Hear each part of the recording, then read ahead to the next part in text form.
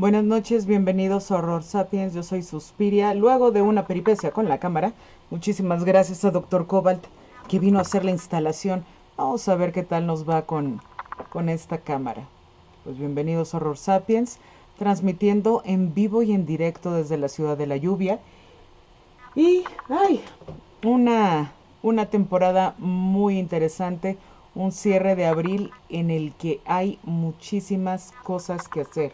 Creo que lo único que se nos había quedado pendiente de los cumpleaños y demás la semana pasada fue hablar del 20 de abril, que fue el aniversario luctuoso de Bram Stoker, autor de Drácula. Ya hablaremos en octubre bastante acerca de los vampiros. Por lo pronto, hoy tenemos que ver qué es lo que pasa con la brujería en el siglo XX y hasta dónde va a llegar todo esto. Entonces, vamos ahí. Empezamos con el contexto y recordando un poquito qué fue lo que estuvimos viendo la semana pasada dentro de toda esta larguísima, casi interminable sucesión de eventos relacionados con la brujería. Entonces, en la semana pasada estábamos hablando acerca de la brujería en la época de los siglos XVIII y XIX, todo lo que viene siendo el romanticismo, bueno, el Sturm und Drang, el gótico inglés, el romanticismo. ¿Qué pasa con todas estas visiones de la bruja? Y una de las cosas interesantes es que la bruja ya se va a convertir en un tipo muy diferente de criatura. Ya no va a ser esa misteriosa, vieja, hedionda, horrenda a la cual hacer pedacitos, sino que se va a convertir en alguien que tiene un contacto más íntimo, que va un poco más allá con todas las cosas. Y este es el punto en el que nos quedamos cuando a finales del siglo XIX empiezan a haber una serie de personajes que van a tener un vínculo muy interesante con la política, con la magia, con las altas esferas del poder y demás. De hecho, todos estos tipos de brujerías, lo vamos a ver más adelante en el siglo XX, van a tener un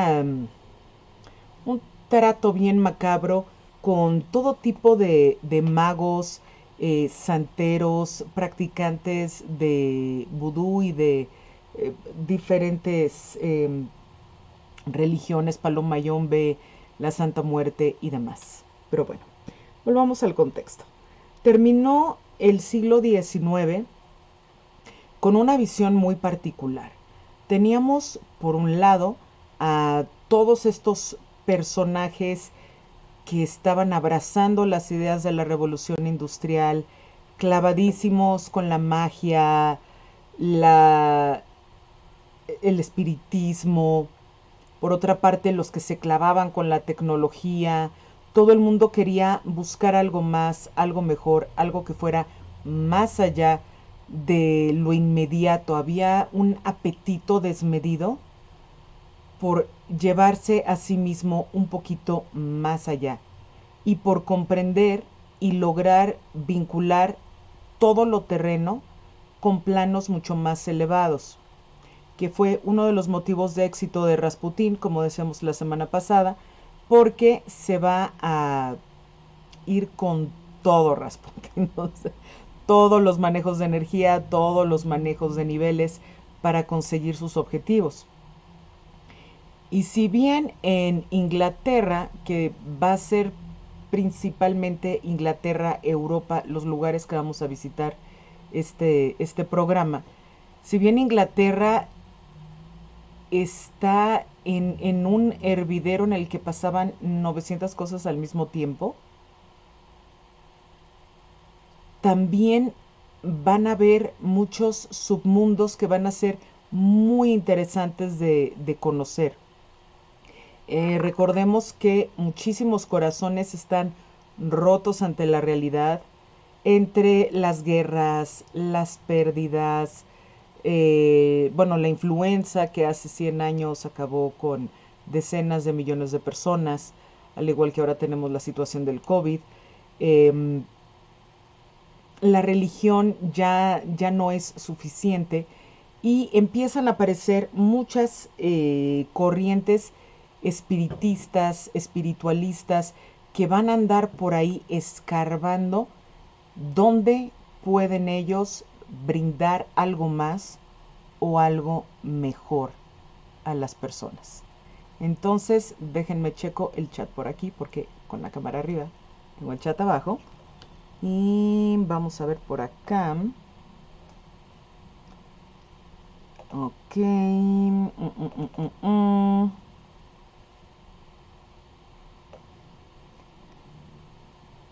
Oh, muchísimos saludos, Cobalt. ¿Cómo está usted? Siempre gratísimo tenerte por acá. Y dice música misteriosa. Pues ahí tenemos música misteriosa. No sé si ya la escuchas, Cobalt. No sé si había dejado yo un poco bajita la música de fondo. Por ahí debe estar. Tenemos también por acá a Wax 2, Apple Pie Chart, señor Romero y Jimena.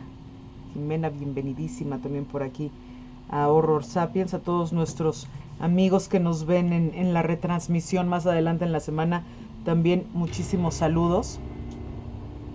Y vamos a empezar por acá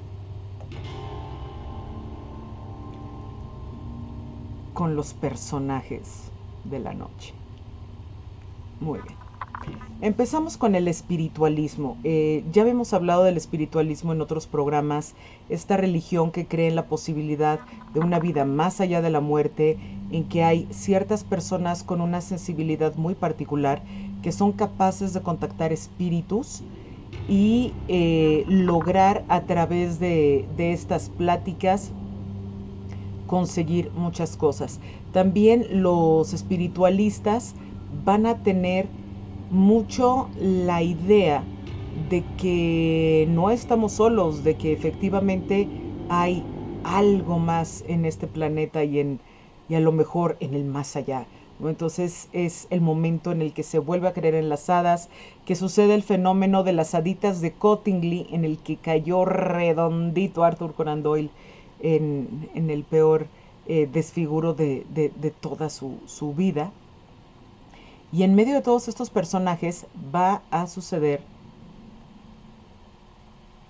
una cosa bien interesante, y es que la gente se da cuenta de que la religión no es exactamente como la platican los administradores de la religión, sino que hay una serie de subtonos que empiezan a complementarse con todas las otras religiones del planeta.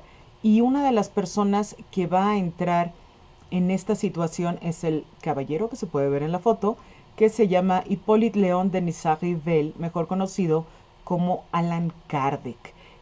Allan Kardec nace en 1804, muere en 1869, y en el año de 1855, cuando él tiene más o menos 50 años, va a conocer a un magnetizador.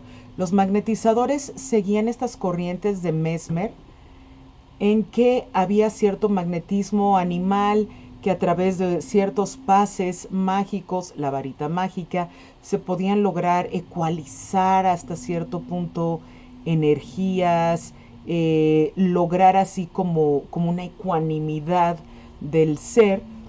Y al conocerlo le llama muchísimo la atención este hombre que conoces, Monsieur Fortier, y empiezan a platicar de será cierto, no será cierto, existe el magnetismo animal, qué es lo que está pasando con todo esto. Y Fortier le dice a Hippolyte, porque todavía no era Allan Kardec, que lo acompañe a ver a una amiga suya, que es Madame Plemenson, esta señora era medium, entonces la lleva a una sesión espiritista o seance, que es el otro nombre eh, con el que se conoce. Seance es así como la visión, no es imprecisa la traducción de seance, pero bueno, pueden ver más allá. Y en medio de todo lo que sucede se manifiestan muchas cosas muy raras, unos fenómenos que no se puede explicar Allan Kardec. Y entre todos los fenómenos de esta situación, de repente se invoca a una presencia llamada Zephyr, y Zephyr le dice a Allan Kardec que tiene una misión. Bueno, a Hippolyte que tiene una misión. Hippolyte se queda así como, ¿cómo? ¿Cómo que tengo una misión? Y le dice el espíritu, tu misión es convertirte en el portavoz de los muertos. O sea, imagínense qué fuerte que te llevan, conoces a una persona, invoca una entidad y la entidad te dice que tienes una misión y que tu misión es ser portador de los muertos. O sea, es fuertísimo. Si nos ponemos a pensarlo, o sea, imagínate que te digan, Emanuel, tu misión es ser el portavoz de los muertos. Entonces, tú le vas a dar voz a todo lo que los muertos quieren decir. Pues te mueres. O sea, se te hacen yoyo los chones. Te quedas ahí congelado.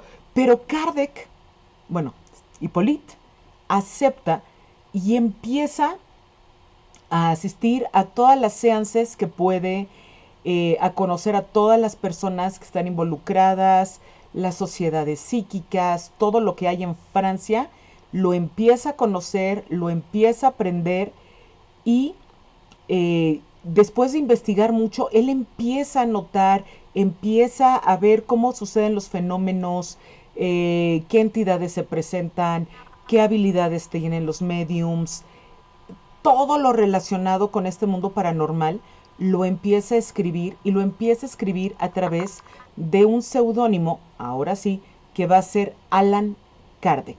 Y Allan Kardec está convencido completamente de que estos mediums, estas personas sensibles, pueden accesar todo tipo de información a través de estas entidades que los poseen y a través del cuerpo de los mediums logran manifestar cosas desde habilidades que el medium en vida no tenía.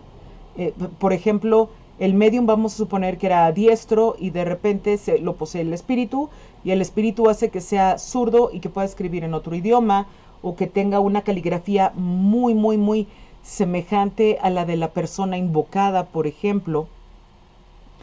Y no puede sino empezar a desarrollar todas estas ideas y lo ve como un tipo de filosofía, una serie de creencias con una serie de ramas lógicas por ahí que van a relacionar todas estas entidades con el mundo de lo corpóreo, o sea, el mundo de nosotros.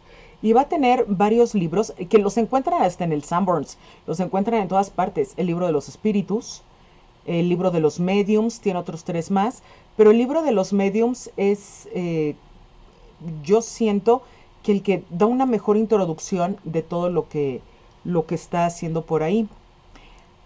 ¿Qué tiene que ver Allan Kardec con la brujería? Pónganse a ver. Una de las cosas que se les decían a los brujos era que tenían estos tratados o grimorios que describían todos los rituales, todo lo que se tenía que hacer, al igual que lo está describiendo Kardec en sus textos, y además la posibilidad de comunicarse con otro tipo de entidades. Si bien no eran demonios y los brujos tendrían que ver con los demonios, el simple hecho de contactar con una presencia más allá ya era más que suficiente. La siguiente persona que vamos a mencionar brevemente, pero sí es importante hablar de ella, es Elena Blavatsky. Esta mujer rusa nace en 1831, o sea, es tantito posterior de Kardec, muere en 1891 y ella, aunque proviene de un cristianismo, al igual que Kardec, al igual que prácticamente todos los que vamos a estar tratando hoy. Blavatsky se da cuenta de que no es suficiente el cristianismo para dar las respuestas que busca la gente y realmente que logren una paz en el alma, que logren ciertas bonanzas emocionales y psicológicas. Y empieza a investigar de otras religiones, empieza a encontrar hilos comunes de ciertos patrones de pensamientos y decide crear en el año 1875 la Sociedad Teosófica. De hecho, la palabra teosófico quiere decir sofos, sabiduría, teos, Dios, o sea, de la sabiduría de Dios.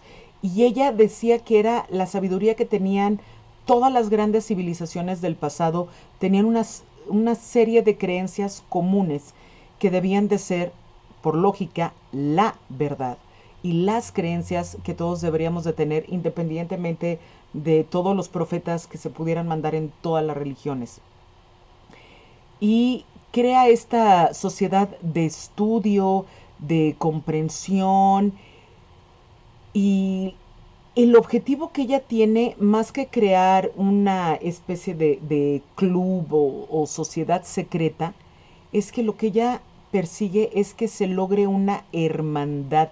Y esta hermandad es impresionante porque tomen en cuenta 1875 que no había la misma apertura mental que tenemos ahora en el siglo XXI. Y Blavatsky dice, todos caben aquí. No se distingue ni la raza, ni la raza. O sea, cabe aquí cualquier persona de el país que quieran, ni el sexo, o sea, había espacio para hombres, mujeres, credo, de dónde provenías, fueras quien fueres, con que estuvieras vivo y fueras humano, podías pertenecer a la hermandad de los teosóficos. Y empiezan cada vez a enseñar cosas más y más profundas y empiezan a jalar cosas también del ocultismo, de muchos tratados, de muchos libros que van compartiéndose todos los que están interesados en toda esta nueva manera de percibir la realidad. De los textos importantes de Blavatsky está la Isis develada, o sea, la Isis sin su velo, y la doctrina secreta, que es donde ella junta todas sus ideas. Hay sociedad teosófica prácticamente en todas las grandes capitales de Latinoamérica. Son gente buena onda, o se pueden acercar realmente tengo dudas de qué se tratan ustedes y les van a dar muy buena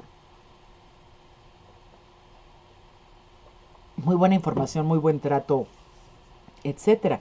Y Blavatsky, obviamente, pues imagínense el tamaño de la bruja a los ojos del medievo, porque mujer con conocimiento que crea su aquelarre, su coven, ahí su sociedad secreta. ¿Qué se cree esta mujer juntando gente para que sepa, para que aprenda cosas que las grandes religiones tienden a tener más controladas, más guardaditas?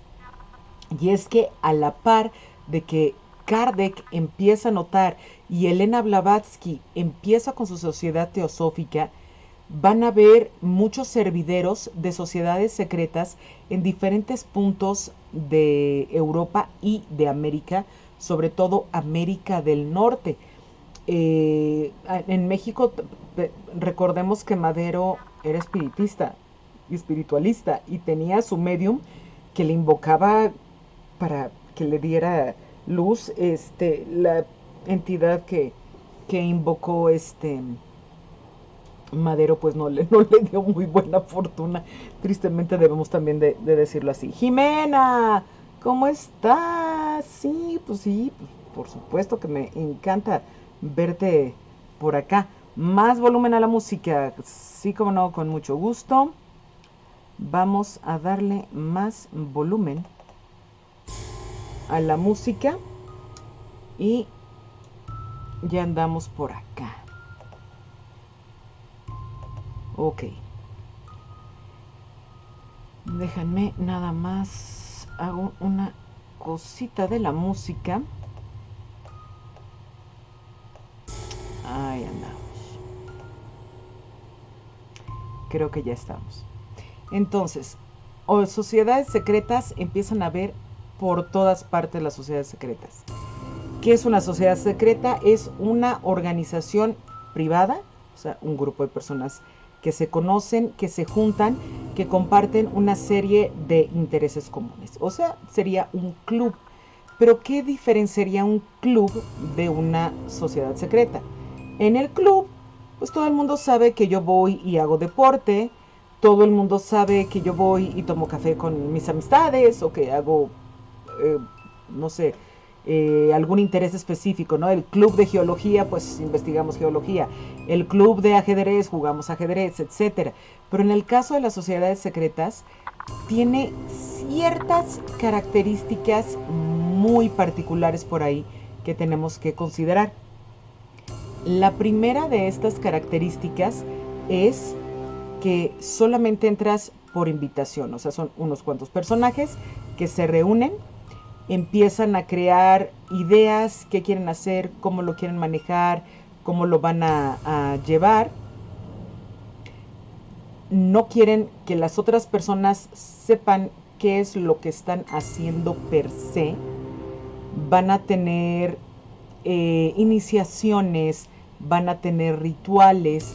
Muchos de ellos están enfocados en una trascendencia de los miembros de la secta, en la cual pueden ir avanzando jerarquías, pueden ir creciendo, pueden ir develando misterios y adquiriendo cada vez más y más conocimiento para tener una iluminación, una conciencia plena de quiénes son, qué pueden lograr y se impulsen a sus objetivos. El grupo los va a ayudar también de muchas maneras. Y a través de todo esto, pues alcanzar diferentes tipos de poder. Van a tener símbolos que van a significar ciertos conocimientos. Los rituales van a pertenecer a cada momento de la orden, de cómo vayan avanzando. Van a haber algunos implementos de vestimenta también por ahí. Algunos tienen cierto tipo de saludos particulares, hacer algunos gestos con la mano. Y yo sé que muchos de ustedes están pensando aquí en los dedos chuecos de los pandilleros. De alguna manera también es pertenecer a un cierto tipo de sociedad secreta.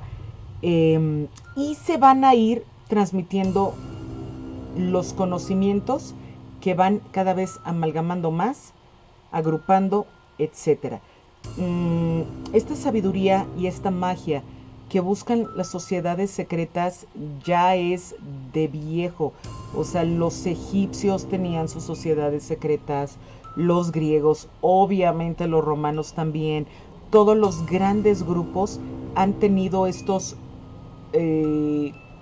cofradías de frates, hermano, que es hermano junto conmigo, las cofradías, los cónclaves, que son los que son súper secretos, de gente de muchísimo dinero, de muchísimo poder, y van a ser cada vez más misteriosos los contenidos y las prácticas de estas agrupaciones. Es por eso que se le relacionó en mucho tiempo con prácticas malignas, aunque en su mayoría pues, se trataba de intelectuales que buscaban trascendencia o poder, sobre todo económico, y también, por supuesto, con las otras personas con las que se llevaban y los tratos que tenían.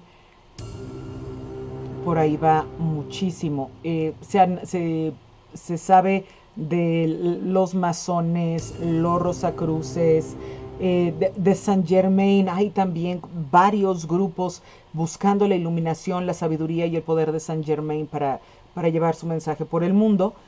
E incluso este invento maravilloso de los Illuminati. Sí, yo soy de la gente que dice que los Illuminati son un invento.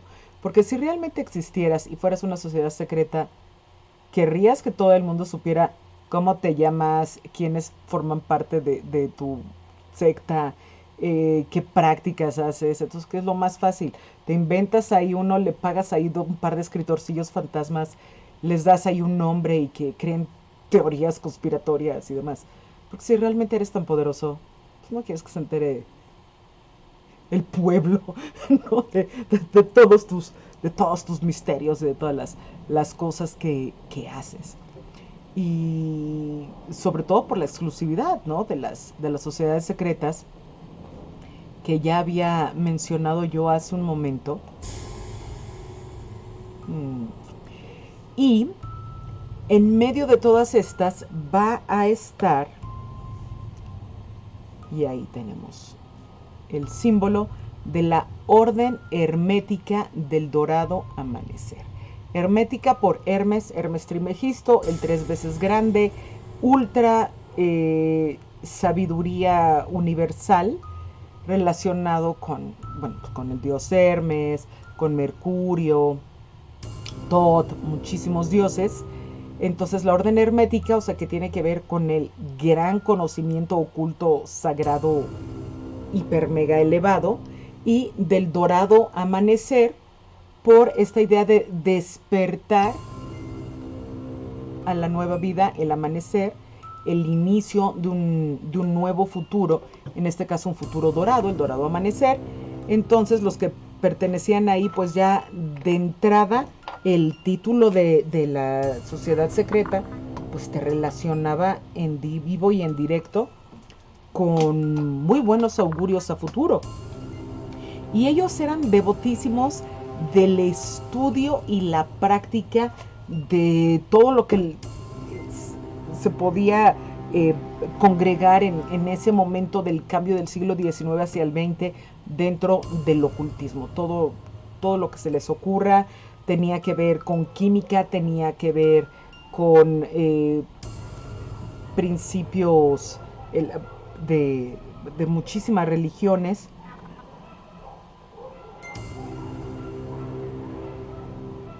Y se iban enfocando en diferentes habilidades según iban avanzando en los diferentes momentos de la orden.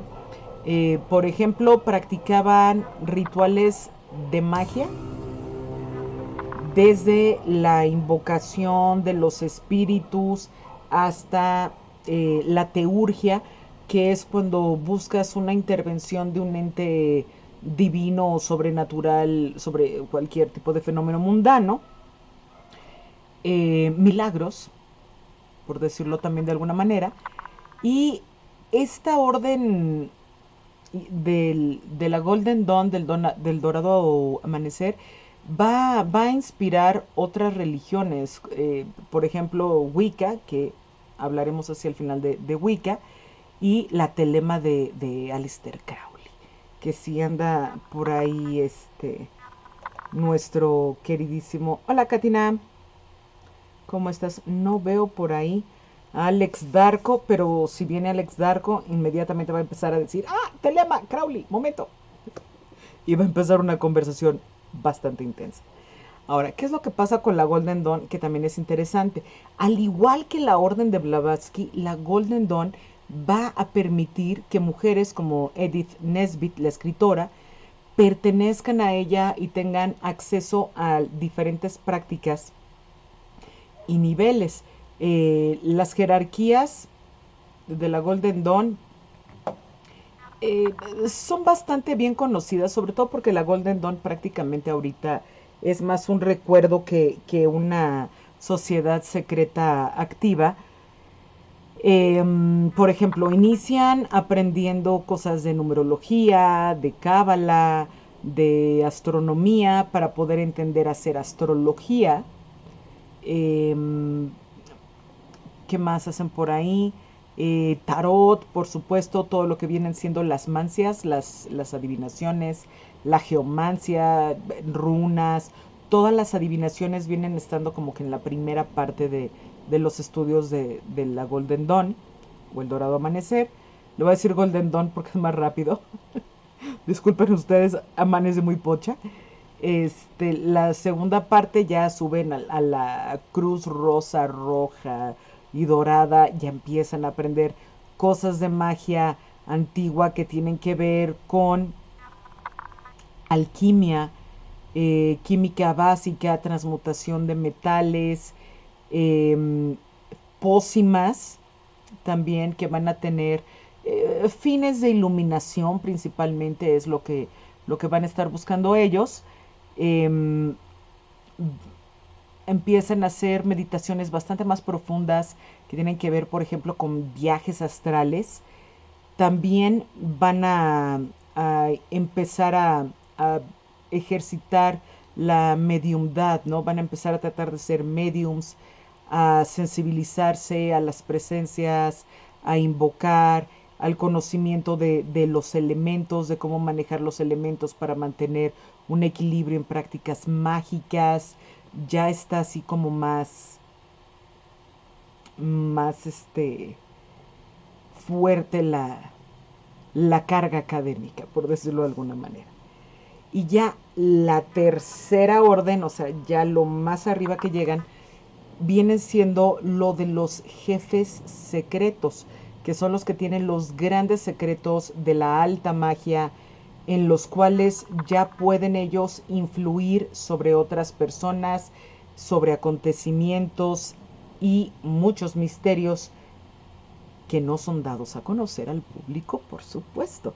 Entonces, en medio de toda la gente que pasa por ahí, eh, va a haber de todo. Va a estar desde Darío Carpaneda, que es un ocultista italiano en su momento muy reconocido, hasta mi consentidísimo siempre Algernon Blackwood, este investigador del ocultismo, que es un extraordinario escritor de lo paranormal, que tenía su programa de radio, que publicó en todas partes y que yo a cada rato jalo y me muero de miedo cada vez que leo a Algernon Blackwood, ¿no? Pues, sí es de los que sí me da miedo.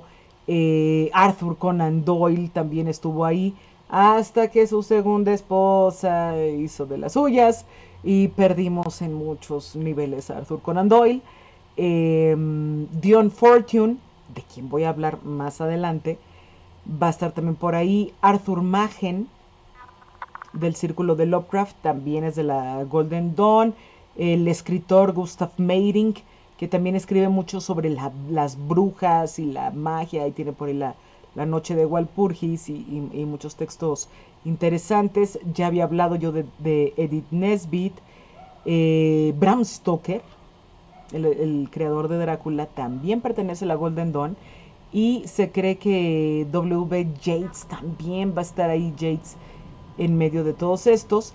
Pero, además, va a estar un personaje tremendísimo que se llama Algernon Blackwood. Algernon Blackwood. No, Aleister Crowley. No, Algernon Blackwood. No, Algernon lo queremos. Crowley no sabemos qué sentimos acerca de Crowley. Muchas veces lástima, debo de confesarlo, porque, ay, Dios bendito, qué personaje. Es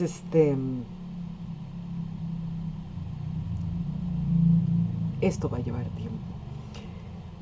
Ok, Aleister Crowley, vámonos desde el principio. Nace el 12 de octubre de 1875, o sea que mientras está Blavatsky creando su hermandad, nace Crowley ese mismo año.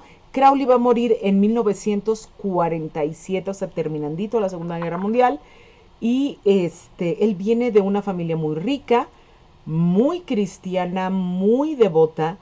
Y él desde chiquito fue súper hereje, no le gustaba, todo lo cuestionaba, no aceptaba la fe con facilidad, pero para nada. Y su mamá le decía la bestia.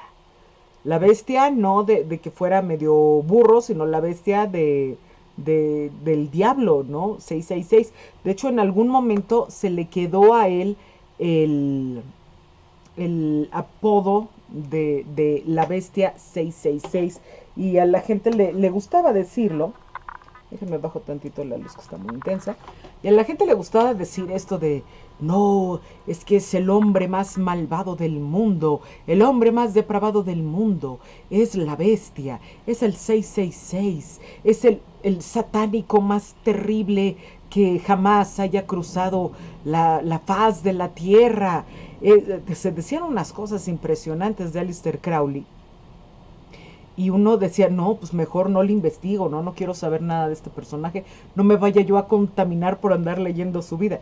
Pero no, esas cosas no suceden. Ustedes pueden leer de Aleister Crowley sin problema, no les va a pasar absolutamente nada más que posiblemente una decepción a largo plazo. Pero vamos a ver qué pasa con Crowley por acá. Entonces, acuérdense mucho de Rasputín ahorita, de lo que dijimos la semana pasada, de estas personas que nacen con un magnetismo súper fuerte, súper intenso, y que uno se siente irremediablemente atraído hacia ellas, que aunque la persona no es la mejor idea ni la mejor compañía que uno puede tener, hay algo en esa persona, ese no sé qué sé yo, que uy, qué bárbaro, que nos atrae y nos tiene ahí clavadísimos. Al igual que lo tenía Rasputín, lo va a tener Crowley. Nada más que Crowley no va a usar toda esta personalidad y esta intensidad suya con el fin de lograr curaciones, fama y fortuna, sino lo va a utilizar como le place. ¿Cómo que como le place, Sus? ¿De qué estás hablando? Ahí voy. Crowley va a ser poeta, malo, pero poeta. Pintor, muy malo, pero pintor. Novelista, interesante. El novelista es interesante. Pensando en el caso de Madeleine Blair, por ejemplo, es interesante toda la parte de la posesión de la Madeleine. Es interesante por ahí un poco en las novelas de Crowley. Y era muy aficionado a escalar, al montañismo, al senderismo, le encantaba andar paseando por todas partes. De hecho, también hay un rumor por ahí de que fue espía y trabajó primero a favor de los alemanes y luego en contra de los alemanes. A favor de los alemanes para la Primera Guerra Mundial y en contra de los alemanes en la Segunda. Ya llegaremos ahí. El caso es que Crowley va creciendo y de niño era muy rebelde, no le gustaba todo esto. En la adolescencia empieza a ir a bibliotecas, empieza a investigar y se topa con toda la sabiduría oriental, con todo lo que era el esoterismo, lo oculto y demás. Empieza a leer pensadores chinos, empieza a leer acerca del budismo, empieza a leer acerca de todas estas filosofías de la India, y entre más lee, más quiere aprender y se atasca de todo lo que encuentra de una manera, con una velocidad impresionante, y además de su velocidad era su voracidad. Todo lo contenía, lo acomodaba en su mente, empezaba a tender lazos de las cosas comunes de las religiones, de las cosas que complementarían a unas con otras, y todo lo empieza a contrastar contra el cristianismo, contra el cristianismo, contra el cristianismo, porque él odiaba y alucinaba el cristianismo de sus padres. Ok, lo aceptamos. Y por ahí de los 22 añitos, 23, en 1898, cae en la Golden Dawn.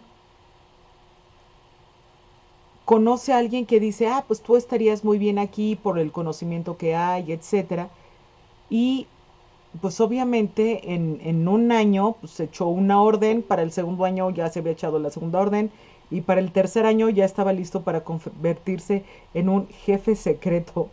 Y la Golden Dawn dijo, a ver, espérate tantito, sobre todo los que estaban hasta arriba dicen, este hombre es peligroso, es brillante, pero no podemos nosotros permitirle el acceso a nuestros más altos secretos y conocimientos. Y es ahí la leyenda de que supuestamente pertenecía a Lewis Carroll, a la Golden Dawn, y era el escriba, y había tenido que desaparecer muchos documentos para que no llegaran a las manos de Crowley. A saber, el caso es que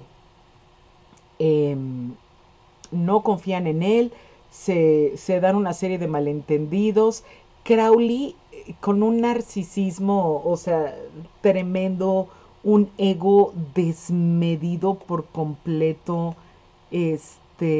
no, muy difícil de lidiar con él, y deciden correrlo de la Golden Dawn, porque ya no pueden con él, lo corren antes de que sepas nuestros secretos, antes de lo que sea, fuera de aquí. Y dice Crowley, esto es una señal. Yo ya no tengo por qué estar estudiando, yo ya llegué al punto de estar aplicando en la vida todos mis altos conocimientos de magia y todo lo que he aprendido y demás. Entonces se casa con una muchacha que conoce, que es también de una mente muy abierta, de una avidez por lo distinto total, que se llama Rose Edith Kelly. Pues Rose lo ama, lo adora, y él es increíblemente intenso en absolutamente todos los aspectos de su vida. Entonces de repente sí la agotaba física, mental, intelectual y sexualmente. Era tremendo el Crowley. Y mientras están de luna de miel en el Cairo, una noche se ponen a hacer un ritual, y Crowley de repente es poseído por una entidad sobrenatural que se llama Aiwass, y le empieza a revelar una serie de secretos a través de visiones. Se pone Crowley a escribir, de ahí va a salir el libro de la ley, escrito por él, que va a usar de base para su religión, que se llama telema. Ahora, ¿de qué se trata la telema? Creo que es algo que sí debemos repasar ahorita rápidamente. La palabra telema viene del griego koiné y quiere decir voluntad. Ahora, ¿cuál va a ser la variación que va a tener Crowley con respecto, obvio, la contraparte con el cristianismo, que va a ser una contraparte a la frase de San Agustín? San Agustín decía, ama y haz lo que quieras. ¿Por qué? Porque si tú amas, todo lo que hagas, como lo estás haciendo desde el amor, pues va a ser bueno y va a ser provechoso, etcétera. Pero no, Crowley decía nada más, haz lo que quieras, do what thou wilt, o sea, lo que sea tu voluntad. La palabra telema quiere decir deseo, voluntad, propósito, creencia de algo, deseo de algo. Y esta religión que va a ir formando a partir de esta noche de la visión del Aiwass, le va a llevar tiempo, no crean que de la noche a la mañana así tiene la revelación, hace el libro, hace la religión y todo. No sé, son años en lo que va puliendo todas sus revelaciones, porque luego nosotros queremos que sea como en las películas, ¿no? Que en 5 minutos ya nos viene la iluminación, la revelación, cambiamos y somos felices para siempre. No, en la vida real toma bastantes meses, bastantes años. Y crea esta religión, la telema, la voluntad, en la cual el camino para conseguir la iluminación es hacer tu voluntad. Y hacer tu voluntad no tiene nada que ver con la voluntad del otro. La voluntad del otro a mí me vale sorbete, yo hago mi propia voluntad. Y yo, por mi voluntad y por mi bien y mi placer y mi crecimiento y mi todo, voy a hacer todo lo que esté a mi alcance, sea lícito, ilícito, consensuado, sin consensuar o como sea. Entonces, o sea, más narcisista, así como que imposible el asunto, ¿verdad? Y em, a través de todas estas iluminaciones y todos estos excesos, porque recordemos que uno de los caminos de la iluminación es el camino de la castidad y el otro es el camino del exceso. Pues a través del camino del exceso juraba Crowley que iba a lograr comunicarse con entes superiores y lograr un montón de cosas que tenía él en mente. Entonces va a crear su religión, va a crear su comuna a principios del siglo XX, o si la crea, y va a ser en Sicilia. Va a tener ahí una propiedad, en esta propiedad va a tener a sus adeptos, él va a predicar su religión. Muchos van a decir que sí, que es hora de que el ser humano haga lo que desee su corazón y se explore a sí mismo y se lleve a sí mismo al más allá y abra sus estilos de vida. Entonces, la práctica de esta primitiva telema en Sicilia pues, era un libertinaje, ¿no? Tremendo. Había bebidas, había drogas, había sexo en todas las variedades que se les ocurran, desde autosexo, así toda la parte personal masturbatoria, heterosexual, homosexual, bisexual, orgiástico, o sea, échenle fruta a la piñata, todo lo que se les ocurra. Y va a escribir otro libro en ese tiempo, en su tiempo de Sicilia, Crowley, que va a ser un relajo, se llama El libro de las mentiras, The Book of Lies, y pues, se va a meter en un problemón con un alto, bueno, con el sacerdote supremo de la OTO, la Orden del Templo de Oriente. Ordo Templis Orientis, el ocultista alemán, Theodor Reuss, le va a echar una mega bronca porque se da cuenta de que en el libro de Crowley, porque Crowley siempre supo estar en el ojo público, siempre supo hacer que los reflectores giraran hacia él. Y Royce pues arma un relajo y le dice, oye, tú te fusilaste los principios de mi orden, ¿no? Del orden Templo de Oriente. Tú te fusilaste mis rituales y te fusilaste mis ideas y te fusilaste un montón de cosas. Pero Crowley, que era súper seductor, se lo empieza a embaucar al grado de que Royce termina fascinado por la personalidad de Crowley. Dices que Crowley es un genio, Crowley tiene razón, él no me robó nada, lo que pasa es que compartimos la visión, o sea, la manera de endulzarle el caramelo a Royce fue impresionante, porque se cree todo lo que le dice Crowley y de hecho lo nombra jefe supremo de su orden en Londres. Entonces, de repente, vuelve Crowley a Londres como el líder supremo de la Misteria Mística Máxima, que va a ser la versión de la Orden del Templo de Oriente en Londres. Se va a cambiar el nombre a Baphomet, como el demonio Baphomet. Échenle otra vez el 666 y la bestia. Se va a proclamar el soberano supremo de Irlanda y las tierras del no sé qué tanto rollo. Va a empezar a mezclar todos los conceptos que le da la gana de la telema con el Templo de Oriente, con la Golden Dawn, con lo de lo que había estudiado del esoterismo, de los chinos, del budismo, de la India, de todo. Y va a echar todo en la licuadora y va a sacar un cóctel que ya terminado sería la telema.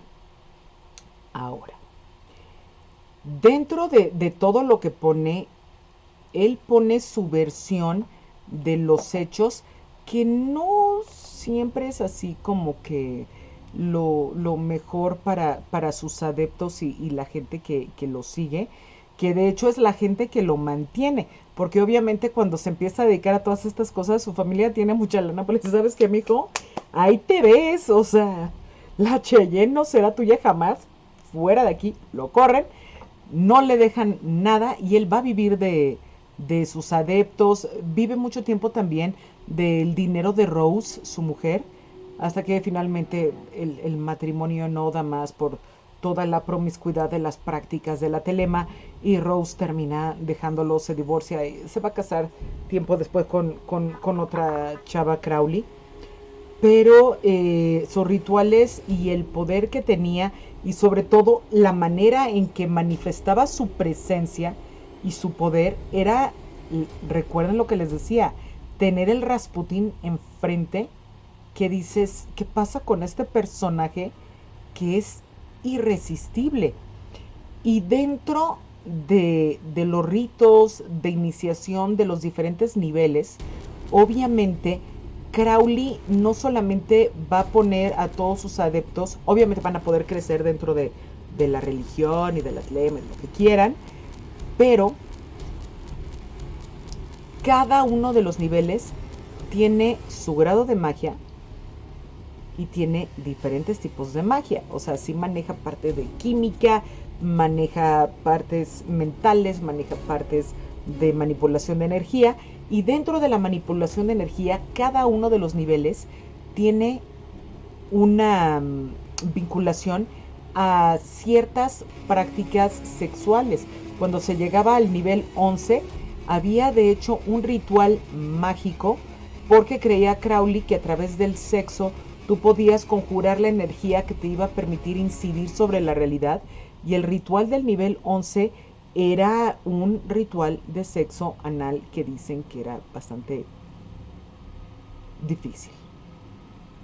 Dejémoslo ahí.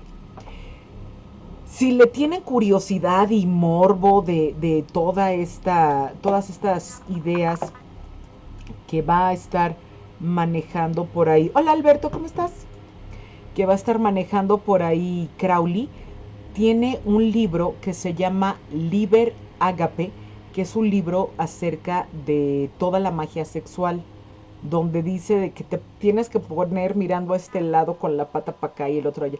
Es el Kama Sutra mágico, vamos por decirlo en breve. No tiene los dibujitos interesantes, pero tiene los propósitos de cada una de las actividades. Y hay algunas que se ven interesantes y hay otras que dicen no, no, no, no, no. Pero bueno, estos rituales de propósitos mágicos, sí son intensos. Hay uno en el cual van a tener una especie de rito, porque empiezan a hacer todo el ritual un poco como la misa de la iglesia católica, pero obviamente en vez de ser hacia Dios, etcétera, van a tener como que los mismos pasos que ya los habíamos hablado en otra ocasión, de llegar a hacer la invocación, pedir perdón, ofrecer, pedir la gracia, etcétera, y tener un momento comunitario, la comunión. Bueno, en el rito de Crowley sí había una especie de comunión y se daban unos pastelitos, por decirlo de alguna manera, pues eran unos como galletitas más bien, unos bollitos chiquitos que se llamaban los pastelillos de la luz, que eran un pan consagrado de iluminación. Y estos pastelillos eran fabricados con fluidos sexuales y menstruales. Entonces pedían la cooperación de los presentes para la fabricación de los pastelitos que luego se comían entre todos y que supuestamente les daban ahí unos grandes poderes y unas grandes iluminaciones. Es de las cosas que yo les digo que no me interesa tanto, no me interesan ese tipo de situaciones. ¿Qué cosa? De hecho, hay un capítulo, si ustedes tienen Prime, dentro de Prime hay una serie que se llama Lore, se escribe Lore, que forma parte de la palabra folklore, folk, pueblo, lore, creencias, tradiciones, etcétera. Y este programa de Lore, en la segunda temporada, el último capítulo, que tiene que ver con este matemático e inventor Jack Parsons, se llama Jack Parsons, el diablo y lo divino. Es el último capítulo de la segunda temporada, que también entra precisamente en contacto con la orden de Crowley, se escribe con Crowley y le entra a toda la densidad de las prácticas de la telema y está bien intenso. Aunque es bastante fresa la manera en la que se presenta y porque digo, no deja de ser un programa semifamiliar y los de Lore pues, no se van a quemar poniendo unas escenas que escandalizarían hasta los Juegos de Tronos, ¿verdad? Sí te da a entender una serie de cosas de las prácticas que se van a estar llevando a cabo dentro de todos estos grupos allegados a Crowley. Y les digo que al principio pues le va muy bien en su comunidad mientras hace los libros, pero llega un momento en el que empieza a menguar la comunidad de Crowley porque se dan cuenta de que el personaje es muy disparejo, es muy, ¿cómo llamarlo? No se, no se está quieto en un lugar, siempre está metido en escándalos, es muy difícil estar a su lado, sus exigencias, se vuelve prácticamente imposible lidiar con Crowley y mucha gente lo va dejando. Llegan otros a estar con él, pero, pero no lo logra. De hecho, lo van a correr. Bueno, de Italia no lo corren, de Italia se va. Lo corren de Francia, luego se va a Estados Unidos. En Estados Unidos está primero en Nueva York y se hace amigo de los simpatizantes de los alemanes en la época de la Primera Guerra Mundial y empieza a escribir en una revista de propaganda que se llama Fatherland. Todos aquellos familiarizados con los nazis, pues más o menos tienen una idea de hacia dónde va la Fatherland y los artículos edificantes que tiene el Fatherland, ¿no? Pues para todos los creyentes de las doctrinas nacionalsocialistas alemanas. Y no lo logra, o sea, cada vez le va peor, o sea, estamos en 1920 y ya la gente ya lo tiene prácticamente lo alucinan y decide regresar a Londres y fundar la abadía de Telema, donde pueda él de alguna manera como reagruparse y volver a cobrar fuerza y demás. Pero como lo persigue el escándalo por todas partes, que siempre está en la mira, la gente no lo deja de seguir y no deja de caer gente todo el rato ahí a ver de qué se trataba la telema. Salen luego escandalizados corriendo la mayoría de ellos, pero en fin. Y se hace de un secretario que es bien interesante. Este personaje se llama Israel Regardie. Regardie se escribe Regardie. Y este hombre va a transcribir todas las locuras de Crowley, le aprende muchísimo, transcribe palabra a palabra los rituales, las meditaciones, las visualizaciones, todo lo que hay. Y de hecho, eh, vale la pena entrarle un poquito a ver más o menos cómo era el pensamiento y la visualización y todo lo que hacían en lo de Crowley.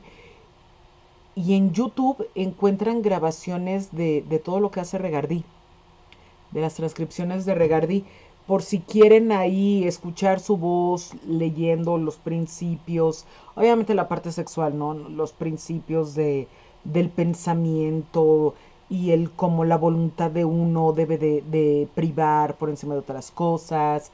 Las meditaciones son muy buenas las meditaciones, porque sí te hacen visualizar otro tipo de cosas interesantes por ahí. Entonces, consideren a Israel Regardí en YouTube eh, para, para accesar estas meditaciones. Y precisamente mientras Israel Regardí está trabajando con Crowley, es que logran hacer el compilado de todo el relajo de documentos esparcidos por todas partes que tenía Crowley, y sentarse a armar bien un libro que contuviera todo lo necesario, que va a ser la magia en teoría y práctica. Este es el compilado de todos los procesos, pensamientos, sistematizaciones y aproximaciones de la realidad, la filosofía y la religión que tenía Crowley. Entonces, muchos van a decir que es un genio, otros van a decir que es un anticristo, otros van a decir que era un hombre magnético, pero la realidad es que era un narcisista y era un charlatán, y, y mucho de lo que hacía era más que nada por mantener cierto estatus económico, ¿no? Y poder y estar siempre en las marquesinas, siempre siendo visto, siendo tomado en cuenta, etcétera. Em, lo que sí es que este pensamiento de Crowley va a ser postergado un rato y luego se va a retomar con otros personajes como Anton LaVey, que va a tomar algunas cosas de ahí. Otros pensadores de los años 60 van a jalar muchas ideas de Crowley y se van a convertir en ideas propias del movimiento hippie, que viene, recordemos que la palabra hippie viene de las siglas en inglés de Help in Produce Peace in Earth, o sea, dentro de la tierra, no sobre la tierra, sino dentro de la tierra, que salga de la tierra la paz. Y los hippies van a retomar mucho estas ideas de haz tu voluntad y atrévete a desear y déjate ir y toma... Ah, porque recuerden que Crowley, no me acuerdo si lo mencioné, dentro de todo el rollo de la alquimia que manejaba, hacía unas drogas bastante potentes. De hecho, él es el que hace que Aldous Huxley pruebe el peyote y se tenga sus viajes de la puerta de la percepción.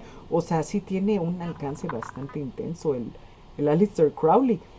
Este, y le va a entrar a la droga, le va a entrar a la liberación de la conciencia, y muchas de estas ideas van a ser retomadas por los hippies. De hecho, este, por muchos hippies importantes. Led Zeppelin, para empezar aquí ya, super banda de rock and roll. Bueno, todos menos John Paul Jones. Él sí dice, yo este cuate no me late, no le entro. Son súper fans del pensamiento de Crowley, de la transgresión, porque Crowley sí intentaba practicar magia desde todos los ángulos que él la veía. Sí era un brujo propiamente, pero era un provocador y le encantaba el andar ahí arañando el pecado por todas partes. De hecho, lo que decía de los bebés que eran sacrificados en sus ceremonias, no es que agarrara un bebé recién nacido y lo matara, era por la práctica sexual de eyaculación, que eran los bebés que dejaban de nacer todo el bucaque que sucedía en las orgías de Crowley, este, y de la cual participaron muchísimos. Entonces estas ideas del satanismo de Crowley pues están más en el imaginario popular y la interpretación de las viejitas que chismeaban cosas horribles en contra de Crowley que de lo que realmente hacía. O sea, se esponjaba la historia de maneras espeluznantes. Y el impacto que tuvo, les digo, en Led Zeppelin, dicen que los de Led Zeppelin tuvieron muchas maldiciones por culpa de su afición a Crowley, porque los estaba castigando Diosito. Interprétenlo como quieran. Los accidentes de coche de Robert Plant, que casi nos quedamos sin él. De hecho, se muere su hijo muy chiquito, como de 5 años. La muerte de John Bonham, que se echa sus 40 caballitos y muere ahogado en su propio vómito. Que digo yo, eso no es una maldición, o sea, eso es una imprudencia total de Bonham, extraordinario baterista, penísima lo que le pasa. Jimmy Page, Jimmy Page, gran guitarrista Jimmy Page. Y si anda por ahí, Pablo va a decir, oh sí, Jimmy Page. Pues Jimmy Page era uno de los grandes coleccionistas de toda la parafernalia de Crowley. Compró una casa en la que Crowley empezó a hacer un encantamiento, pero no lo cerró. Se suponía que la casa estaba maldita. Le compró la túnica. De hecho, no sé por qué no les había puesto yo acá. Aquí está el libro de la Golden Dawn. Compró el anillo de Crowley, que esa estrella doble que los triángulos parecen un poquito así como de Star Trek. No tiene nada que Star Trek. No es la estrella de Raleigh y Cthulhu. No. La estrella de Crowley es otro asunto. Ahí está Crowley, ¿no? Con los símbolos, con el pentáculo en su grimorio de magia. Muchos de estos objetos que pertenecieron a Crowley son los que va a ir comprando Jimmy Page a lo largo de los años. Hay un artículo, si ustedes tienen ganas de seguir leyendo acerca de todas las locuras de Crowley y sus mentiras y sus rollos, lo encuentran en digital en el diario El País. El artículo se llama, ahorita les digo cómo, el artículo se llama Las mentiras de Aleister Crowley. Si lo quieren buscar, es del País y habla de muchísimas de estas cosas. De hecho, vienen las citas de desprecio que tenía de la magia negra, ¿no? Decía Crowley, es que hace falta ser idiota para creer que realmente hay misas negras y los rituales satánicos que violan a la Virgen en el altar y todo eso. O sea, y matan los niños y se beben la sangre de chivos. Y Crowley así como neta, o sea, se creen toda esta vacilada. Bueno, pues créanle Hollywood, ¿no? A mí me da igual, me hacen la fama, me mandan gente a mi templo, me cae la lana, me da lo mismo.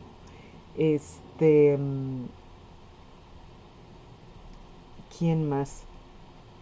John Lennon también leyó mucho los libros de Crowley y pues All You Need Is Love, nada más que él sí se fue más del lado de San Agustín, pero esto de la experimentación con las drogas y de llevarse a sí mismo a otros niveles y trascender y transgredir y realmente intentar ir hacia ti mismo, aunque eso implique ir en contra del sistema, que viene siendo una parte pues, valiosa, que hay gente que dice que estas transgresiones hacen que Crowley sea el primer rockstar. Pues no puede ser rockstar porque no existía el rock. O sea, ubiquemos las cosas en su punto. Es que de repente los articulistas son muy creativos.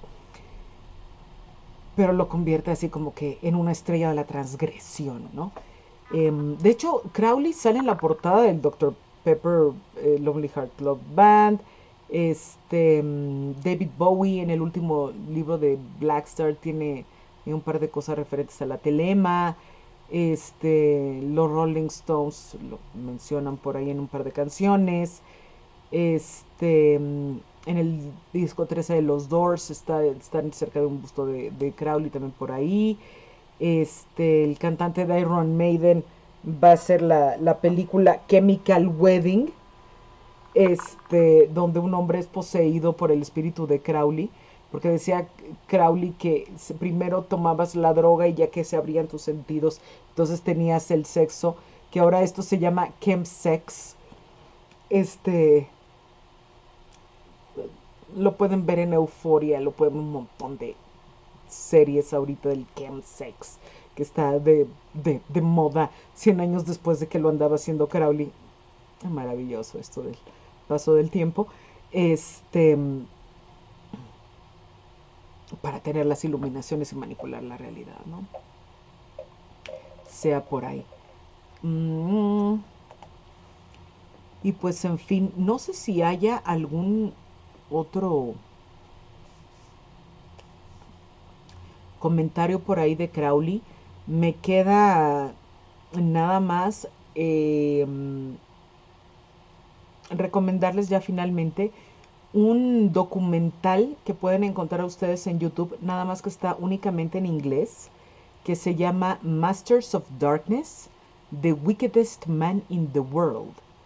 O sea, los maestros de la oscuridad, el hombre más malvado del mundo, que es acerca de Aleister Crowley. Son 4 programas, hay uno de Crowley, hay uno de Rasputín, hay uno del Marqués de Sade y hay uno de John Dee. Son los 4 personajes que están ahí. Van ellos a entrevistar a mi sensei Colin Wilson. Colin Wilson, sensei. A mi otro sensei Alan Moore también lo entrevistan en la serie.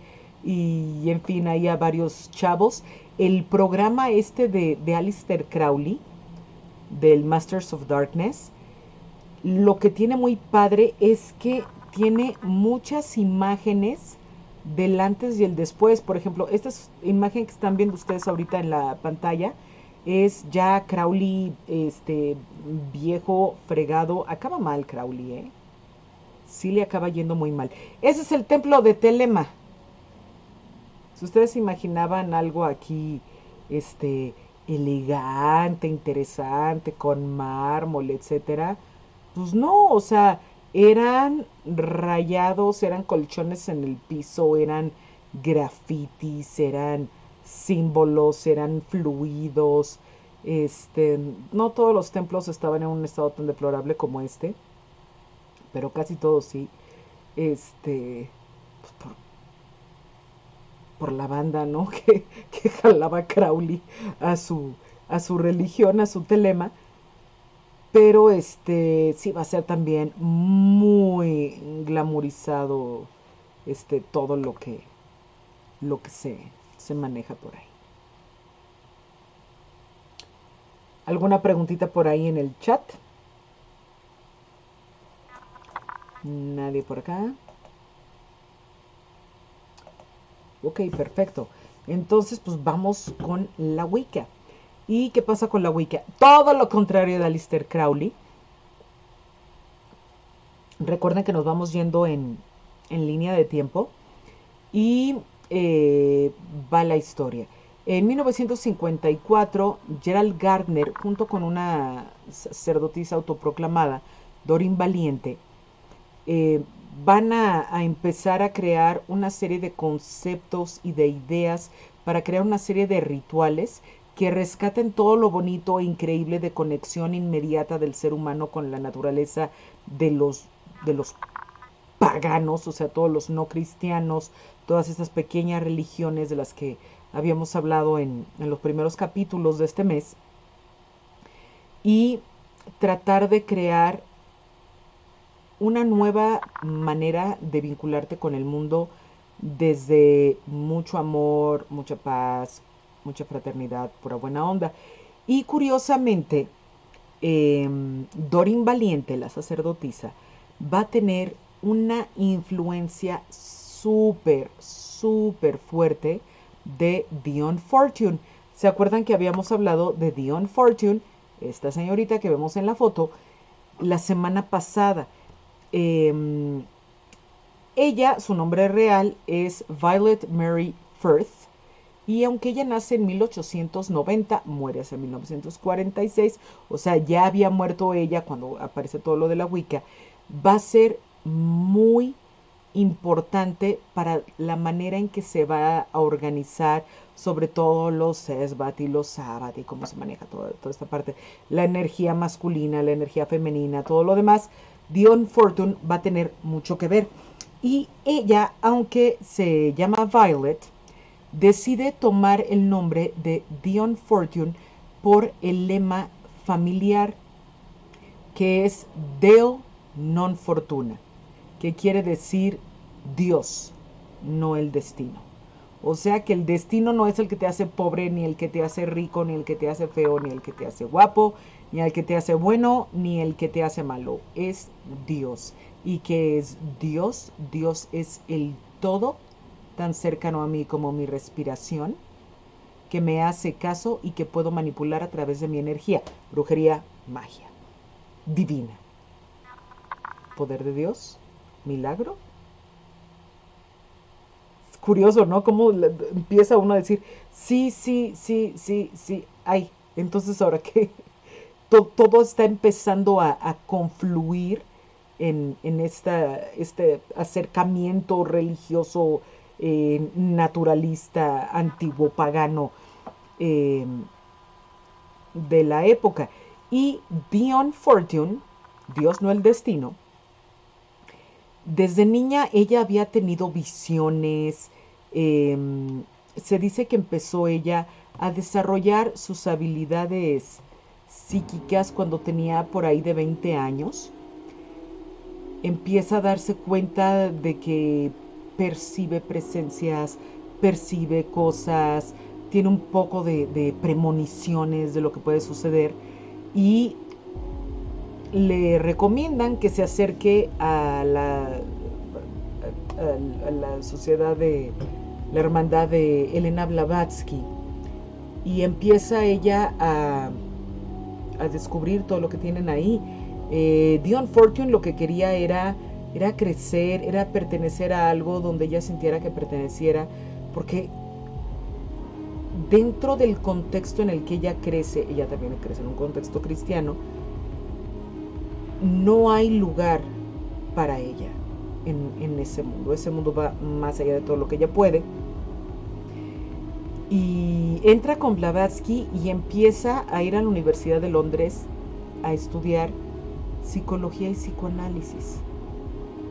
Hace 100 años, una mujer en Inglaterra, terminando periodo victoriano, asistiendo a la universidad. O sea, es impresionante que haya logrado eso Dion Fortune. Y sobre todo, se convierte en psicoterapeuta. O sea, no es nada más de, ay, voy de oyente los martes. No, no, no, no, no. Se convierte en psicoterapeuta Dion Fortune. Y mientras está en todos sus estudios, pasa por el templo Alfa y Omega. Se va luego al Stella Matutina. Se pasea por la Golden Dawn. De todas partes ella va tomando conceptos para tratar de armar algo que funcione para todo el mundo, y sobre todo que funcione para mujeres, porque las mujeres desde muchísimos siglos habían sido hechas a un lado por el patriarcado, y sentía ella que las mujeres necesitaban que recuperar un poder propio de una sacerdotisa. Qué bonito pensamiento. Y va a fundar Dion Fortune la Hermandad de la Luz Interior. De hecho, este año se cumplen los 100 años porque lo funda en 1922. Y Dion Fortune va a condensar ahí en la Hermandad de la Luz Interior todo, los rituales antiguos de fertilidad, los enfoques con una mirada limpia hacia el cuerpo humano, hacia los deseos, hacia las intenciones, tratar de poner cada cosa en su lugar y hace un trabajo muy, muy impresionante, Dion Fortune. Mucha gente no sabe de ella, nunca se acercó a sus libros, la menosprecian, piensan más en nombres como Kardec o Crowley o lo que sea, y a Dion Fortune no le dan el peso que en realidad se merece. De hecho, ella en algún momento también tiene correspondencia con Crowley y hasta le pone un agradecimiento ahí en su libro de la Cábala Mística, en agradecimientos. Le quiero agradecer al señor Aleister Crowley por todo lo que me enseñó y etcétera, etcétera, etcétera.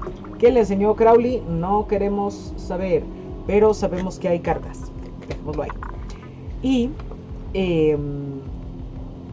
se escribe la Cábala Mística y dicen muchos conocedores que es uno de los mejores textos de magia escritos en la historia, o sea, no en su periodo, no por mujeres, no, en la historia, que es una mega compilación, que vale muchísimo, muchísimo la pena.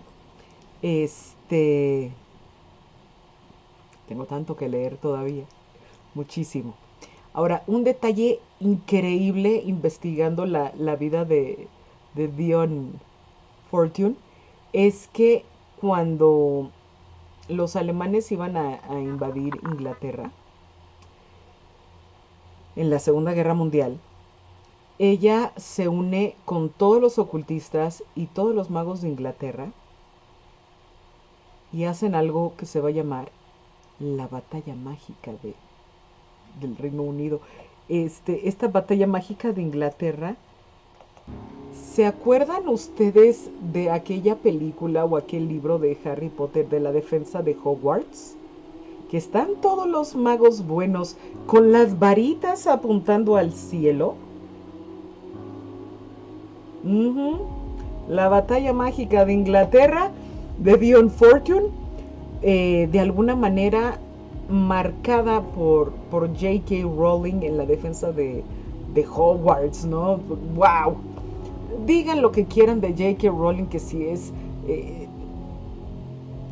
transfoba, lo que quieran, pero como escritora, o sea, como persona, la señora tiene derecho a su intimidad y su pensamiento, esté yo de acuerdo con él o no. Le respeto su pensamiento, le respeto su perspectiva, no coincido con mucho de lo que piensa la señora Rowling, pero como escritora, lo que ha juntado en el Harry Potter es impresionante. Entonces, sí, participó en la defensa mágica. Dion Fortune. ¡Wow! Existió ese momento. Solo en Inglaterra pasan estas tonterías. Claro que sí. Entonces, volvamos a donde estábamos. Doreen Valiente y Gerald Gardner se juntan en 1954, empiezan a crear este acercamiento de las personas a su propia magnificencia, y en un inicio lo llaman The Craft of the Wise, o el artificio. Es que no es un artificio, es más como algo artesanal, ¿no? La habilidad, el don de la manipulación de la sabiduría y demás. De hecho, witchcraft es la habilidad de todo lo de los brujos, ¿no? Entonces, the crafts of the wise, the witchcraft, se manejaban así todos estos conceptos. De hecho, no encontré yo ninguna referencia de que Gardner llamara directamente Wicca a la Wicca. Si alguien tiene por ahí el dato, agradeceré que me lo pasen. Y empiezan a hacer todas estas maneras de lograr que la gente pueda reunirse con lo sagrado, con lo divino, con estar en armonía con la tierra, con el mundo y con todo lo demás.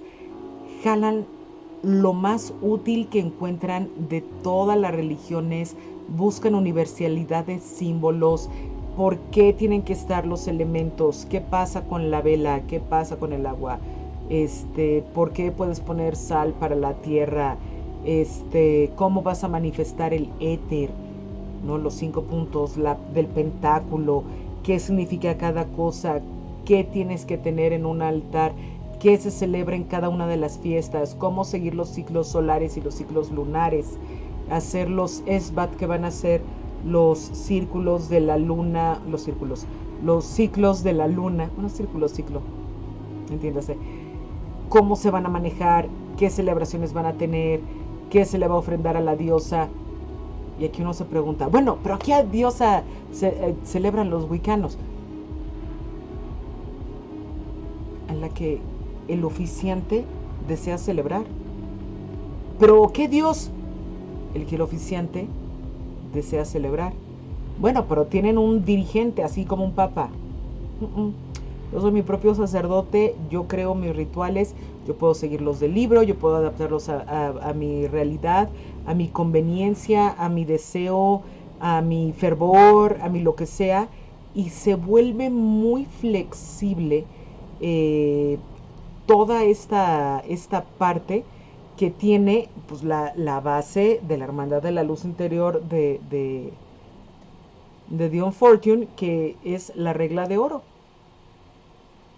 que es el mandamiento de Jesús para los cristianos que nos vean, de ama al prójimo como a ti mismo. O sea, si yo para mí mismo quiero que me traten con respeto, ¿qué dice la regla de oro? Que si lo quiero para mí mismo, lo voy a tener para con el otro, porque la diferencia entre tú y yo es que tú estás ahí y yo estoy aquí. Es la única diferencia. Somos la misma persona, tenemos las mismas necesidades, los mismos deseos, los mismos caprichos, los mismos todos. A lo mejor los detalles de lo que podamos desear varían, pero si yo entiendo que tú y yo somos la misma persona, la misma esencia, la misma cosa, y que a lo mejor tú haces algo que a mí me patea las muelas, yo no te puedo juzgar. Porque si yo fuera tú, ¿qué tendría que haberme pasado para que yo hiciera lo que tú estás haciendo? Esta transmutación del pensamiento es increíblemente básica y primitiva, curiosamente. Y es algo que necesitamos con urgencia en este siglo XXI de tanta avaricia y tanta envidia y tanta mentira y tanta falsedad que estamos viendo todo el tiempo alrededor de nosotros, desde los filtros de las fotos hasta pues, lo que quieran por ahí. Antes de que se me vaya, un buen libro de Dion Fortune, y que mucha gente de la Wicca ha tomado cosas de ahí, es este libro que les estoy mostrando, que se llama Autodefensa Psíquica, que son maneras de proteger tu espíritu y tu alma. Muchos de estos encantamientos son oraciones, es el equivalente de oraciones en otras religiones para que no se te ataque, para que no se te invada, para que no tengas broncas con los espíritus que se te puedan trepar y meterse en tu hogar y hacer tonterías. Si se tiene este grupo de creencias, la autodefensa psíquica de Dion Fortune es un libro interesante para darle un ojo y examinar un poco de, bueno, qué es lo que está esta mujer proponiendo y realmente dónde estoy yo y qué es lo que me está pegando por ahí. ¿Y qué más? Y pues ya prácticamente Wicca tiene que ver con la magia, con las creencias y todas estas cosas. Hola Alex Darko, bienvenido, puedes oír luego el programa.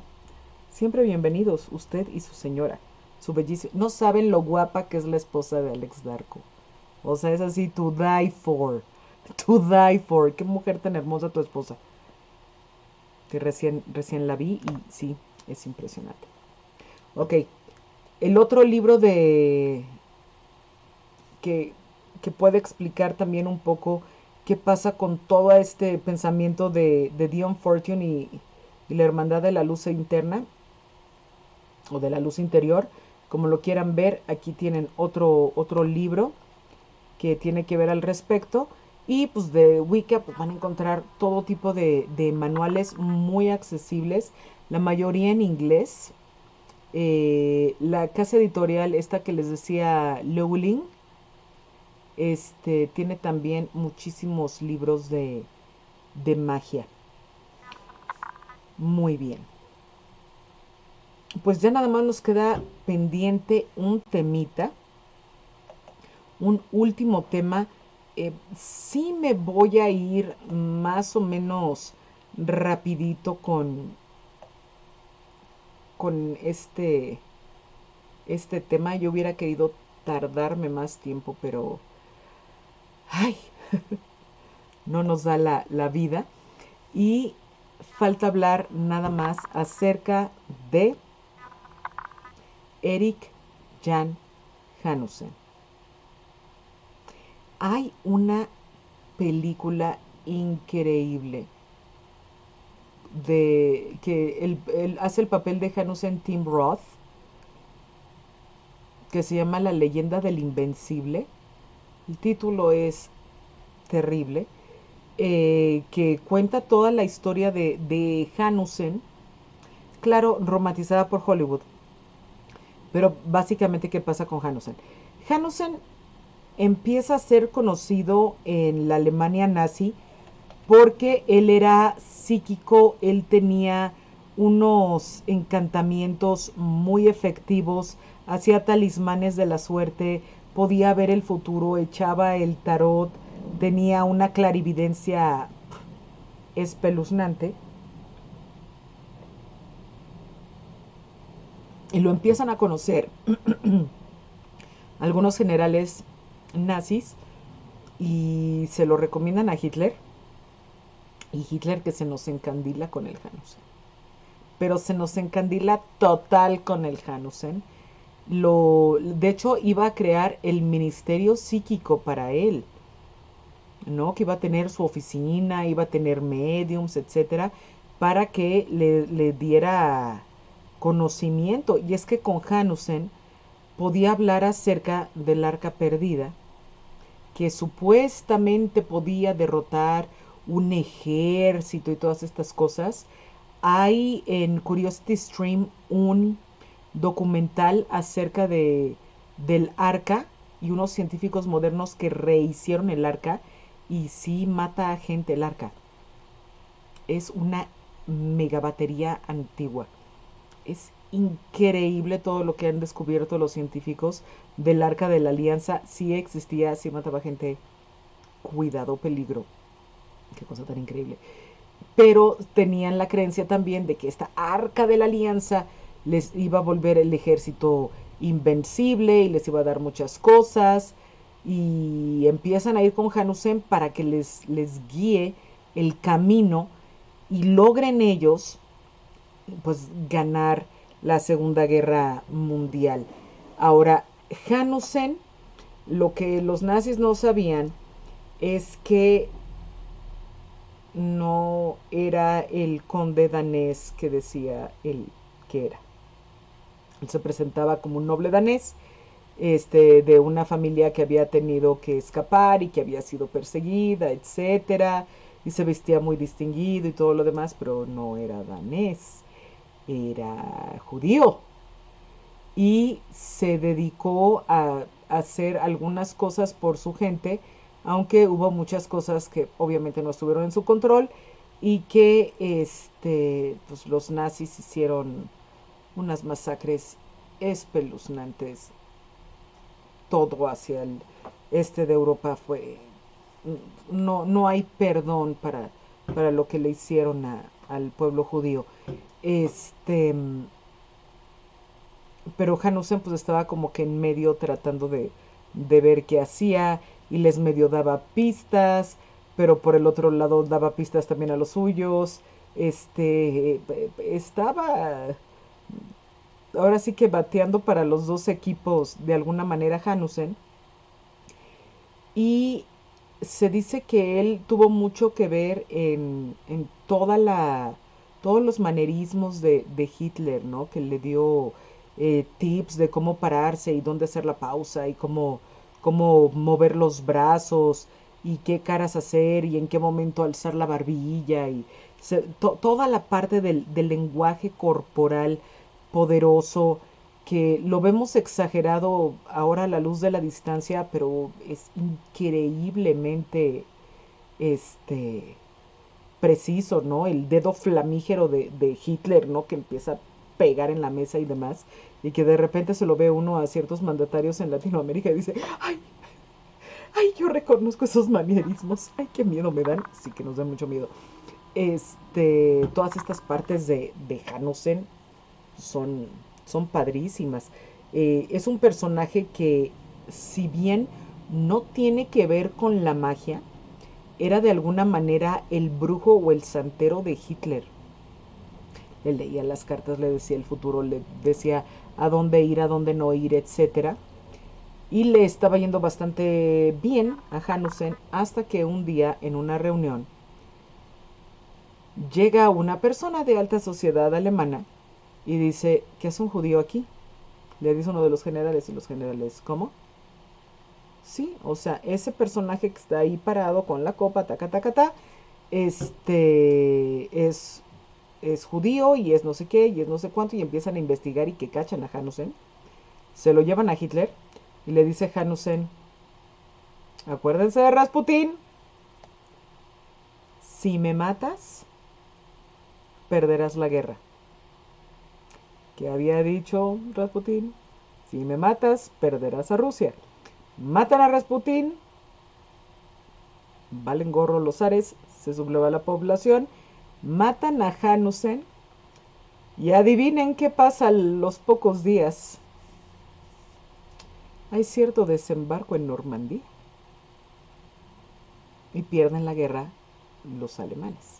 Entonces esto del brujo de la corte, en el caso de Hanussen, va por ahí muy bien. Hay casos de estos un montón, pero un montón, no, que tienen que ver con estos elementos. Eh, por ejemplo, el caso de Adolfo Constanzo y Sara Aldrete. Sara Aldrete ya debe de haber salido de prisión, por cierto. Este, que a través de rituales de santería, brujería, etcétera, en el norte del país, ellos hacían ritos en los cuales sí tenían sacrificios humanos, lo echaban todo en el caldero, en la ñanga, para que espesara aquella magia y se concretaran todo lo que querían, ¿no? Los vuelos de las avionetas que llegaran, la protección de cargamentos de droga, etcétera, etcétera. Y es posiblemente uno de los brujos de narco más y de políticos también más famosos que hubieron. De hecho, a Constanzo lo agarran en su departamento en la Ciudad de México, en Polanco, que para los que no conocen, Polanco es un barrio muy elegante, de mucho dinero, y más en la época de Constanzo era así como que los ricos y los famosos viven en Polanco. Ya después gente más o menos pudo acomodarse ahí, pero en un inicio era gente de mega fortunas la que vivía en Polanco, luego ya se fueron yendo más hacia los bosques de las lomas y otros lados. Pero en fin, el caso de Adolfo Constanzo y los brujos del poder, pues hay muchísimos.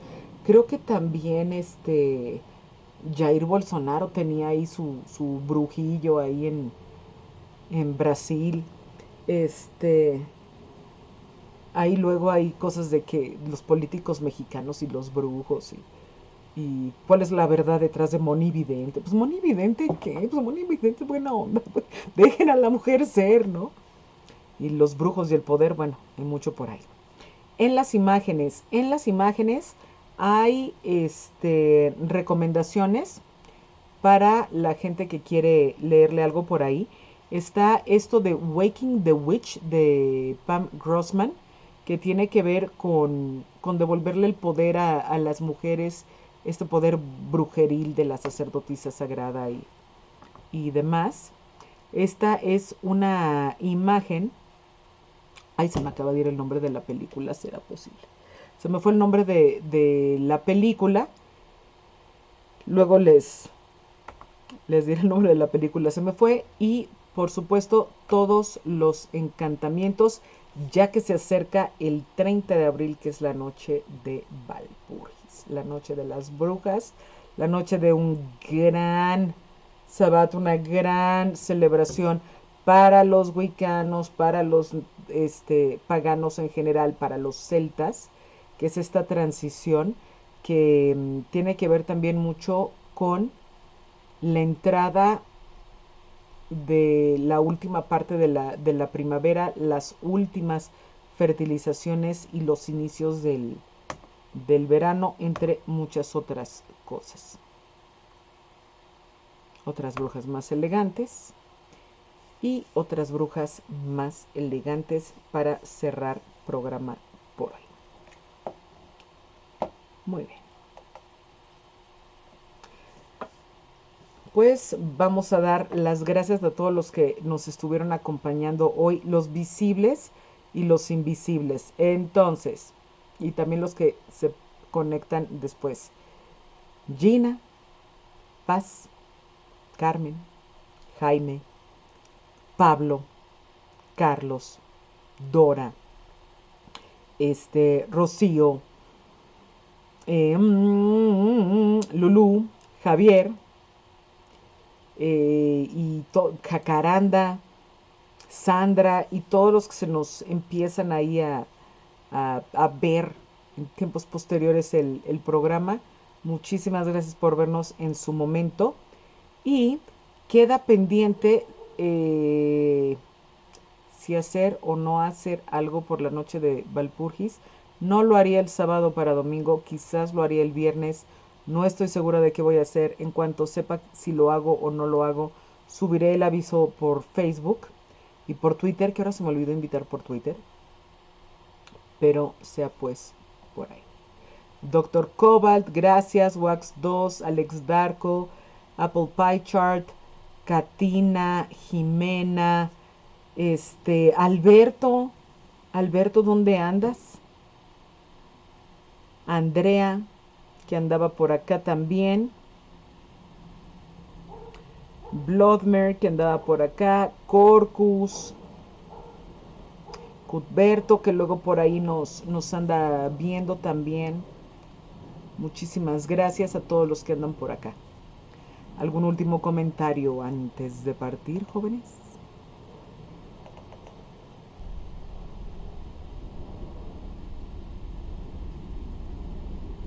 Nada, nada, nada, nada.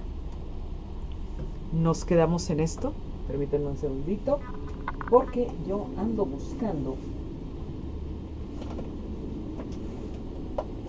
ya el calendario, disculpen ustedes, el calendario para hablar acerca de la semana que viene. Ah, que por cierto, ayer fue cumpleaños de Walter de la Mar, el autor de Memorias de una enana. Uf. Mañana es cumpleaños de Mary Shelley, no es cierto, de Mary Wollstonecraft, de su mamá, de Belknap, uno de los autores del círculo de Lovecraft, el que escribe Los perros de Tíndalos. Si alguna vez se encuentran ustedes con Guillermo Henry, ruéguenle de rodillas y denle miles de pesos para que les cuente Los perros de Tíndalos. Sí, miles. O sea, toma mi cartera, toma mi tarjeta. O sea, gente, denle todo lo que tenga Guillermo Henry y escúchenlo contar Los perros de Tíndalos. Qué experiencia. Y el 28 pues es cumpleaños de Harper Lee, que escribió Matar a un ruiseñor y que también tiene una historia muy interesante. Ahora, ¿qué nos espera en mayo?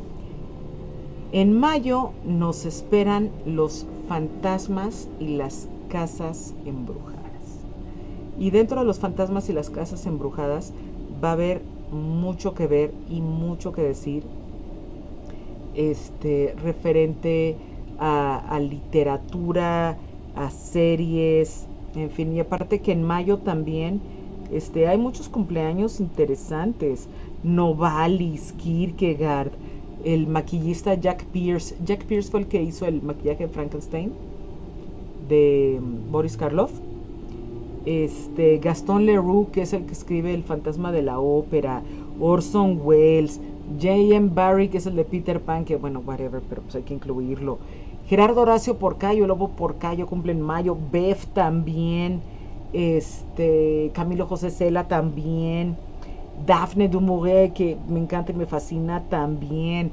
Frank Baum del Mago de Oz también. Bueno, o sea, está atascado de cumpleaños notables y famosos el mes de mayo, que vamos a ir por hasta Bertrand Russell también. Ya deja de ver esa lista porque si no, no voy a acabar jamás.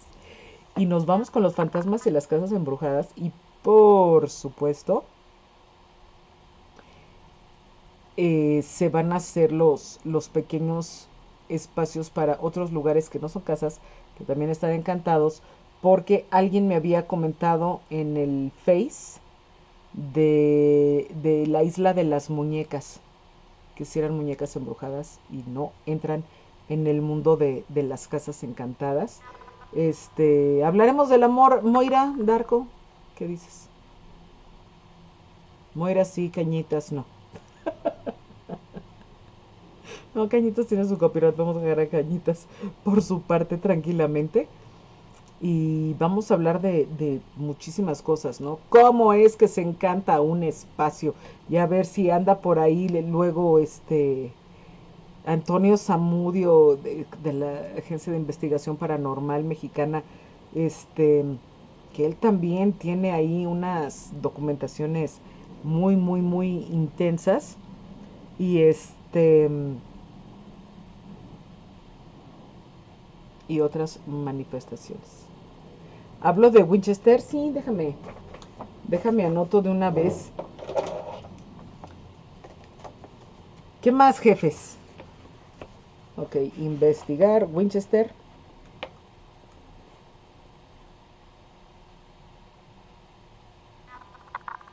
Sí, la historia de Winchester. Déjame ver si estamos hablando de la misma, Darko. De la heredera de los rifles de Winchester, que tenía una casa que todo el rato estaba construyendo y en la cual se va a basar Stephen King luego para hacer Rose Red. ¿Sí estamos hablando de la misma, Darko? ¿Si es esa misma Winchester o estoy yo pensando en una Winchester que no es la que tú? Esa mera, ok. Es que es de los misterios sin resolver. Es buenísimo el caso. Y va a dar cualquier cantidad de historias paralelas. Da el cuento bueno, la novela esta de King, de Rose Red, que están los diarios de Eleanor, no me acuerdo cómo se llama la esposa, que también me parece mejor incluso los diarios de ella que la otra. Y que van a ser la casa también de... ¿Cómo se llama? La película esta basada en el cuento de Stephen King con Catherine Zeta-Jones, yo creo que en el momento en el que más guapa estuvo. Sí, de miles y miles y miles de cuartos y qué pasa con cada uno de los cuartos. Por supuesto está contemplado hacer de por qué tiene que tener un muerto los puentes y los edificios y estas tonterías que luego andan por ahí rolando. Para los pequeñines, la casa encantada de Disney. Qué buena es esa historia. Pero en fin, quejas, sugerencias, comentarios, etcétera, me encuentran en Twitter, Suspiria Mostri, en Facebook, Suspiria Mostri. Sí, ya tengo que... Voy a publicar mis tweets en Face para ver si multiplico que me encuentran en todas partes. Si no, por correo suspiria@horrorsapiens.com, por ahí me encuentran para sugerencias, dudas, preguntas, etcétera.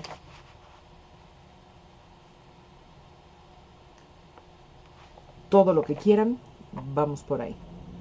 Y sin más por el momento, hemos llegado al punto de decirles, queridos míos, dulces pesadillas, ha sido un placer. Nos vemos pronto. Voy a ver si me decido a hacer el recap de la noche de Walpurgis el 29 para amanecer el 30. Porque el 30 para el primero ni yo cuento conmigo esa noche. Y sea pues, gracias por todo, Doctor Cobalt. Sin ti no soy nada. Alberto Spiegel, que no sé si te caíste, si estás o no estás, o por dónde andas. Poco te has manifestado hoy. No sé si Marco haya entrado por acá en algún momento también. Ojalá y lo haya hecho. Ahí está tu Kardec, Darko. Ahí está tu Kardec, que si hable de Kardec al final. Un ratote. Pues muchísimas gracias a todos. Nos estamos viendo muy pronto. Yo les aviso. Si no nos vemos el viernes en la noche, nos vemos el próximo martes a las 9:15. Sin más por el momento, gracias. Y dulces pesadillas. Soy Suspiria, esto fue Horror Sapiens.